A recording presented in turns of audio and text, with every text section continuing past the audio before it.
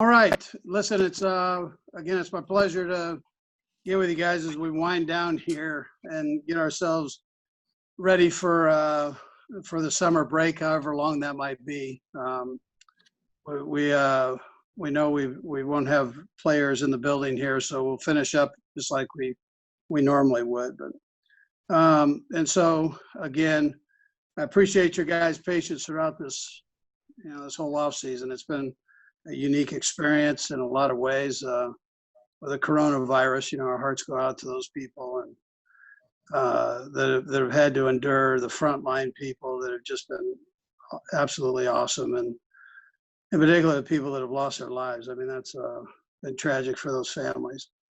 And then, with the issue with the racial issues going on now, I mean, it breaks my heart. I'm an old head, so I've been around long enough to have seen a few generations, and now three different generations come through, including my own. And I'm so happy. I'm so fired up about our younger generation, man. I mean, they are taking it and they're attacking this thing the right way. And I just think we have this great country, and these kids know how great this country is. They absolutely know how great it is, and all they want to do is make it better.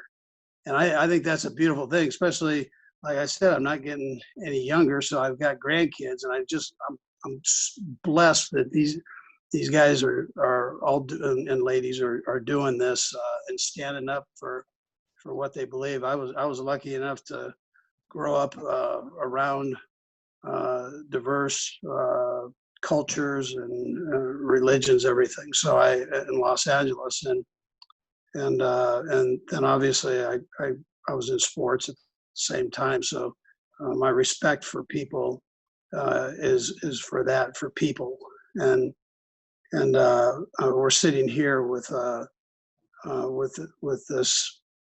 this push on Black Lives Matter, and absolutely they matter, man. I think it's a beautiful thing. I'm in complete support with them. I believe in communication. I believe in what my parents taught me about. At times like this, you have large ears, man. You sit and you listen and you learn, and you become better. And so that's where I'm at. I appreciate Patrick and Tyrann for what they did and standing up and making a statement that allows all of us to be in a better place where love is first, and we can surround all of ourselves with great people, and most of all respected people that we come in contact with. This world is a great thing. I go way back to I'm glad Heavenly Father gave me an opportunity to be here, first of all. So, and then there's a reason why our players in the National Football League get so excited to come to work every day. The head coach, the coaches get so excited. Myself, I'll speak for myself. I don't want to speak for others here, but I get fired up every day because I get to work with our guys, and I get to see how smart and how much they just thrive on life and competition, and just the greatness in which they bring to my spirit every day. And I mean, I always wish that everybody could feel that, that's what really our guys want, man. They want to take this and allow others to feel it, man. And we've got to be open-minded and open-hearted to do this. So I respect how Clark Hunt has taken this and jumped in with the players and just said, "Hey, listen, I'm in support. I'm all ears, man. I want to learn, and I want to listen, and I want to help."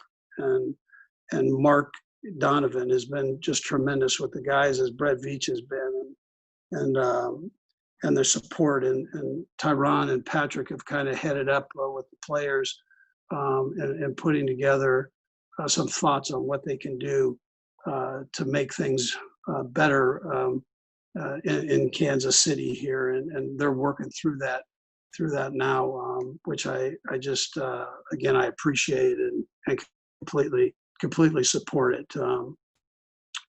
So again, I my heart goes out to the three people that have passed away. But this isn't something that's new. I mean, I saw it as a young person, and it's going on today. Technology has exploited it here, so we can all see it, and you better believe it, man. You better believe it. It's real, and it needs to end. And in our hands, us old folks, man, this younger generation, they are studs. They believe in themselves. They believe in each other, and they believe in equality. And let's jump in, man. Let's jump in full-fledged. Let's jump in. Let's learn. Let's listen, and let's make this place even greater than it already is right now. And we have a chance to do that. With that, listen, I'd like to tell you that the off season has been it's been interesting for those reasons there, but it's also been a great learning experience for our players and coaches. We not only have we learned all this technology, but we've also been able to incorporate it into teaching. So even though we don't have the players on the field, we're able to spend a couple hours with them and teach. And we haven't slowed down a lick. I mean, we've introduced new things to the guys, and we've gone back through and reviewed our scheme evals that the coaches spent a lot of time this offseason going through and being critical and trying to better ourselves. We got plenty of room to improve, and we're all willing to do that. So that's where we're at. Again, we have another week left here. Next week we'll finish up. Right this week here, we're actually going back through, like you guys know we do, going back through our opponents, AFC West opponents, and our first game, which we know now. So and we're going to get ourselves ready for camp. We don't know exactly what that's going to represent going to camp. We don't know where we're going to be or how we're going to do it and all that. But we'll keep our ears open, and we'll be ready to roll, man. And whatever situation is presented to us, we're going to dominate that and work our tail off to be great. And that's where we're at. All right. With that, time's yours. Start with Adam Teicher. Go ahead, Adam. Hey, Andy, how you doing today? I'm doing good. Thanks, Adam. Good. Just to make sure I understand, you are finishing up this week? This will be it for the virtual offseason program? Next week will be our last week. Okay. Next week. Okay. This week is opponents, and then next week would be where we would have normally had our mandatory mini camp. So we'll finish up next week. Okay. You said earlier that you're in full support of everything Pat and Tyrann and everybody else is doing in support of Black Lives Matter, and you talked about Donovan and Clark and everybody else is doing that. Can you talk about how you all are supporting the players in that respect? Yeah, so they're heading towards a program of voter registration and working through teaching and educating through with the voters registration, and that's again, we're working through that as we speak here. So and we'll have a statement for you once we get it all taken care of. Let's go to Tyrann Petro. Go ahead, Tyrann. Coach, thank you for the time. The protests that are going on right now, a lot of players are saying that those protests are going to carry over into the season, that there will be kneeling for the national anthem at the games. I know how that, was a very controversial subject, right, several years ago. Have you had conversations with Patrick, with Tyrann, about what the plan is for the players, what your plan is? Has the league spoken to you? Has Clark spoken to you about how that'll be handled? Yeah, no, I haven't even gone there. This isn't about kneeling. It's about progress, man. And so we all get hung up on this other deal. That's not what this is about. But if we can just focus in on appreciating life, appreciating people, not judging by the outer skin. You asked this question, man, and I appreciate you asking, but I used to do a thing with blow pops. And when I talk to kids and try to educate, this is from when I was young and up through till today. And I take 4 blow pops, pick 3 kids, say we're going to have a bubblegum blowing contest, right? Within one of those blow pops, I take the wrapper off, put a $100 bill in, run the wrapper. Not one time in the 50 to 100 times that I've given this talk has anybody picked the wrapper that's messed up, right? That looks like it's been messed with. Because everybody, people judge by what's on the outside, what they see, instead of getting in and enjoying what's inside, which, is in this example would be that bubble gum, man. And so let's get away from judging.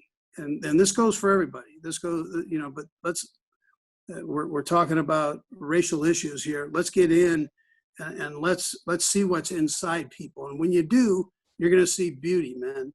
There's some beautiful, beautiful people out there that we're putting walls up against that we don't have an opportunity to meet. We're not here on earth very long, man. I'm taking advantage of every person I meet. I'm going to take advantage of that person and try to shoot them and look at them for the good. And then if they prove opposite, then I'll go that direction with it. But I'm gonna give people an opportunity, and I've tried to do that throughout my life. And again, that was from my parents and my upbringing and where I grew up. So, but this whole thing, I mean, it needs to end. I'm sorry for going off there, but I was just trying to fill you in on kind of a little something there. Go ahead. So I mean, do you anticipate having conversations about, I mean, I understand what you're saying, Coach, but this is, a lot of what the players have said is that people. That's not where I've been or where I'm going. No. Okay. That's not where I'm at right now. And I don't want people to focus on that. That this is bigger than that, right? This is more important than that. And right now, I know people are going to start counting heads and focusing on this and that, and that's terrible. That's not what this is about, man. Don't worry about that. Worry about getting better, and go out and do that. Introduce yourself to somebody and make a friend, man, and see how good people are. Let's get back to some of the basics. Let's go to Bob Fesco. Go ahead, Bob. Hey, Andy, how, as a coach, I guess, how proud are you of your guys, Ty and Patrick, to become basically overnight kind of leaders of the NFL and leaders of what's going on right now with these players? I love it, man. I see it every day. That's why I get fired up to come. And it's been that way since I've been a coach. I'm telling you, this generation, I've been coaching for a couple generations now, and that's why I get fired up. And you guys ask me every week. You ask me, hey, I see you sitting with Patrick and talking. I tell you every week. I listen to what Patrick says. I listen to Eric Bieniemy, Mike Kafka. I listen, right? I listen. And so how important is that? I think it's a beautiful deal. Dig in and try it. Let's try it. And everybody, I'm talking, listen, I grew up in the city. So I know there's there are gangs for every race. There's a gang, right? Let's pump the brakes. Let's pump the brakes and try to see the good in each other, man. And it'll work out better. It'll work out better for everybody. And it's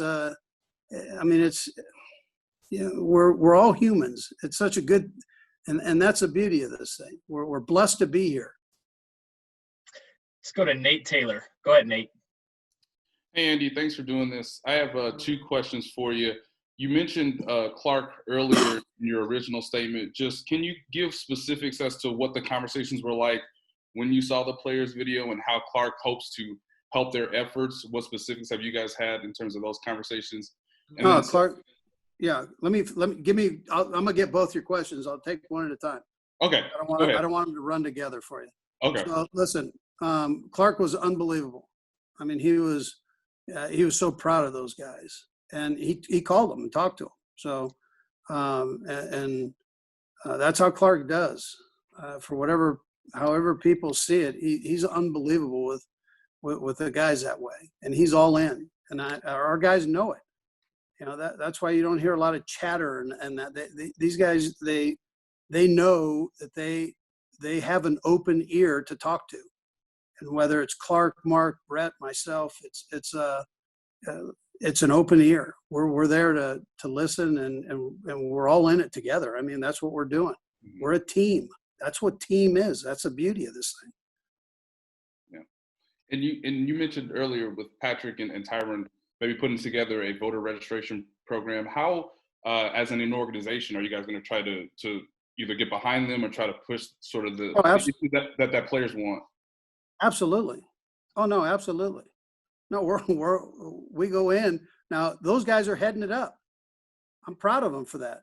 But Clark Hunt's right there with them, and so I'm proud of that too. He's all in, and we're all in. So it's that's what we need to do. And I'm doing way too much talking here, but the talking needs to stop, and we need to, dig in and let's go, man. Let's go, do something.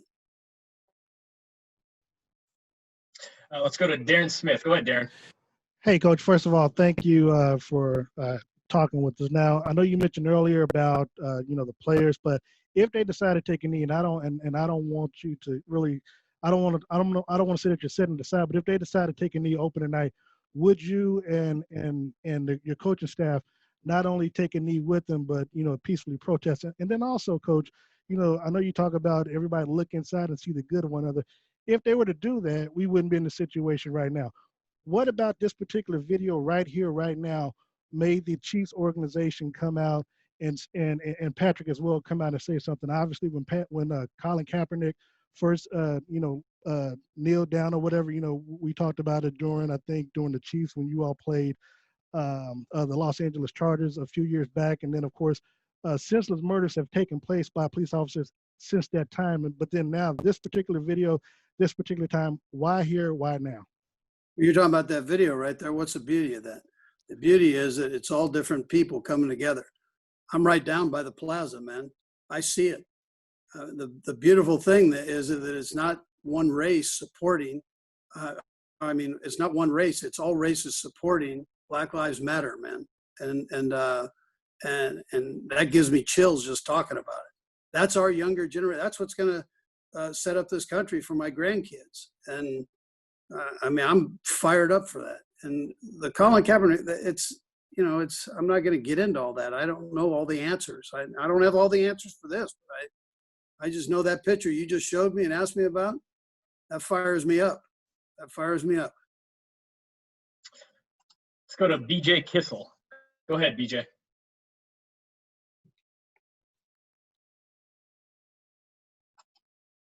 Oh, BJ, you got us?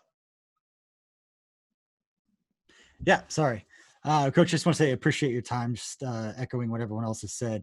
I'm just curious, during this time, what experiences are you leaning on, either through mentors that you've watched as a coach, growing up in this business, or just situations that have arisen that you can kind of lean on as far as how to keep a team together and how to communicate with the guys in a situation like this to maintain that togetherness that you pride so much in your teams having? Yeah, so listen, I grew up in Los Angeles during the 60s and 70s. My high school was a melting pot. I had a Japanese head football coach. I had a Hispanic defensive coordinator. It goes on. This is what I had. I had black teammates, Asian teammates, Hispanic teammates, Middle Eastern teammates, and you mess with one of them, I'm gonna get after you. You know what I'm saying? We all came together. That's a team, right? That's the team. So, that's how I feel. I'm all in. I was raised that way. I don't see those other things. I see humans. I'm not looking at the wrapper. I'm gonna look at what's inside, and I'm gonna get in there, and I'm gonna find out, man. Are you a good person? Are you willing to work? Do you care about other people? What's inside, man? What makes you tick?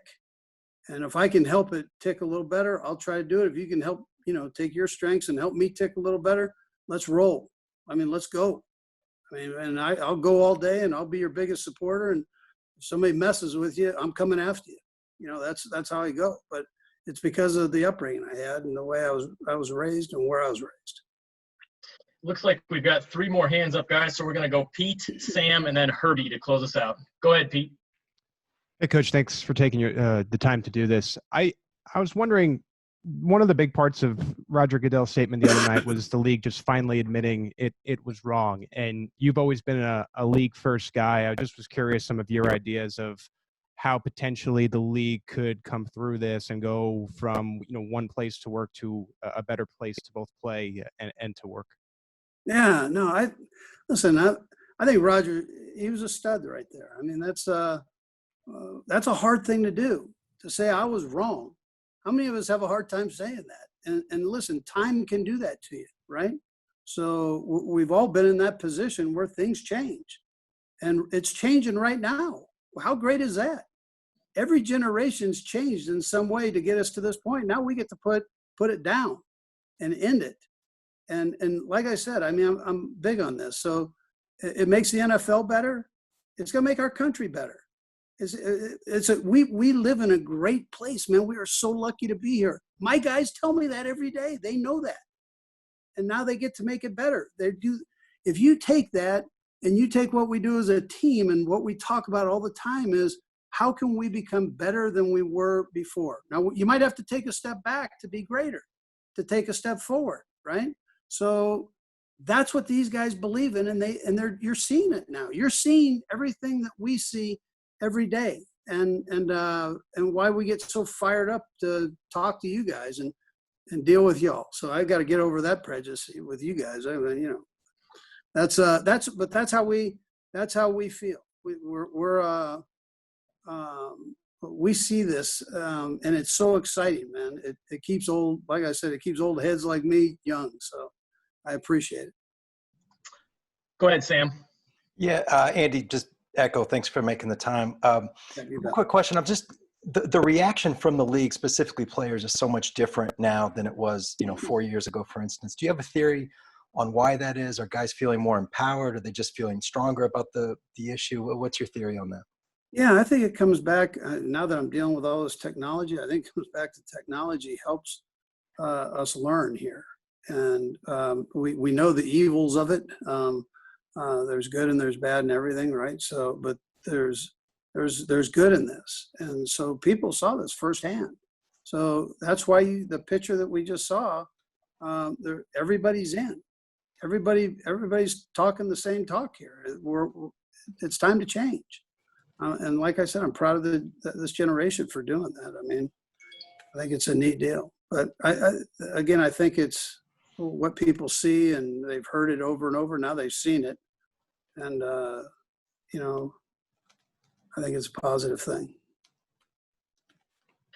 Okay, Herbie, go ahead and close us out. Hey, Coach, always a pleasure, and thank you for sharing your passionate thoughts. I have two questions here for you. I mean, I can go with one, and then kind of like what you did with Nate, or you want me to go ahead and fire both at one time? Yeah, you throw one at me, Herbie. Okay. There are a couple of reports out there this morning about a shortened preseason, as well as the Chiefs potentially starting training camp on the 25th of July. How much do you agree with shortening the preseason if you do have to report on the 25th? You know what, Herbie, I'll do anything that we have to do. I want to make sure people are safe. I think we all do, right? We want to make sure that that there's no repercussions, and we're in a time of change with the COVID-19, right? So we're learning new stuff every day, and the doctors and scientists are doing a phenomenal job with it. So let's see how it goes. I think the league is feeling probably the same way.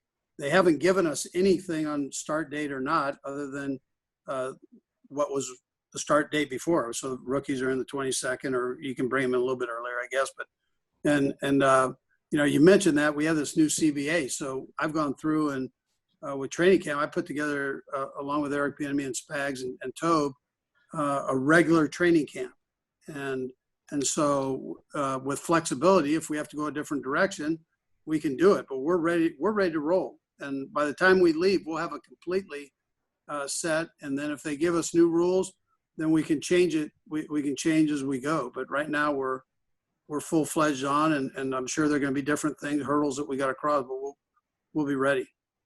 My final question, Coach, and you mentioned COVID-19. Alabama, Auburn, in the past week, they've had players out there practicing, and they tested positive for coronavirus.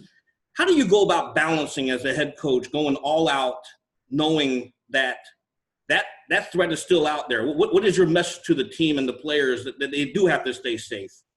Well, yeah, social distance, all those things are important right now until we know more. And we know that right now that works, so let's focus on that. And until we know something else, and we'll do something else. But this is new, and so let science kind of help us along with this thing. And we still should, hopefully time takes care of it, which it normally does on these things. I've lived through a couple of these different types of things. I had the opportunity of coaching in San Francisco when the AIDS epidemic was going on. So I felt that firsthand, and I get the urgency there, man.